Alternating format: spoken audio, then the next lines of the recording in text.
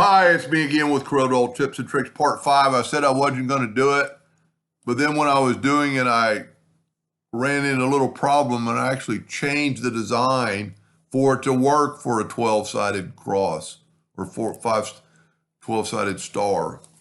So we're going to I'm not going to go over the whole thing, how to draw it. The only thing I was just going to show you what I did differently. I'm going to try to get this back in the center of the page because it has to be in the center of the page. I probably nudged it and moved it, not thinking I would need it. Whoop. So I moved an indexing line, and that's a no-no. Well, evidently I don't have this group together. So let's group it together. And the hotkey P will not work in this because it's a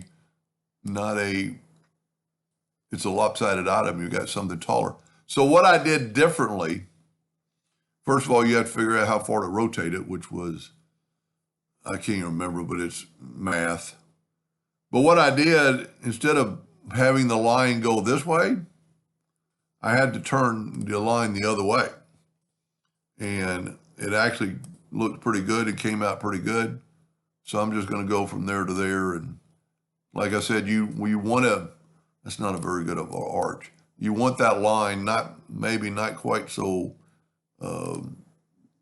close to that. You want it either on that line, and then we'll go like here and take it away from that line. That way it's kind of like a sliver, and that looks pretty good. Make sure this is on that line. Maybe you can go a little bit more. Now we're going to take our Smart Fill tool. I'm going to go ahead and use that orange. I really like that orange. And this time we're going to have, two pieces at first, but we'll end up having 3 pieces.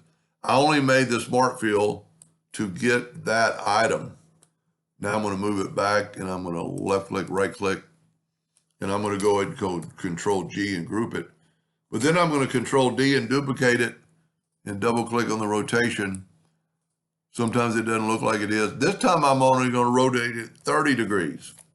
And that's why I had to move that line. Now, once again, in the first couple of videos, I deleted these lines. I don't have to delete those lines because I'm going to Smart Fill that. So let's nudge these over. This is so easy and kind of, I think it's fun. Let's take this back. And now let's interactive fill tool, and this actually ends up working out better. Get your interactive fill tool, and let's just put a little black. And what the black is doing is making it look like it's going underneath the other item. And we don't want too much. And then this, we want to look like it's going underneath.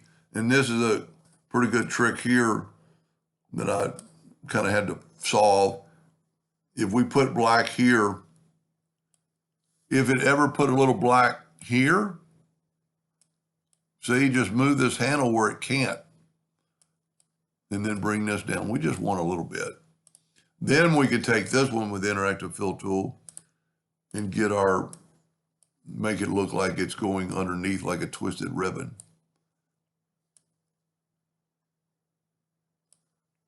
I think that looks pretty good. Control G to group, Control D to duplicate.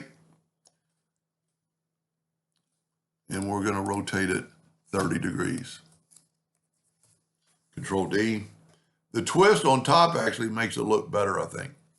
That's why I went ahead and decided to make the video.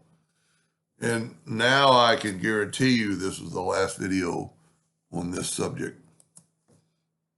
Anyway, I hope that helped somebody someday, and thank you for watching.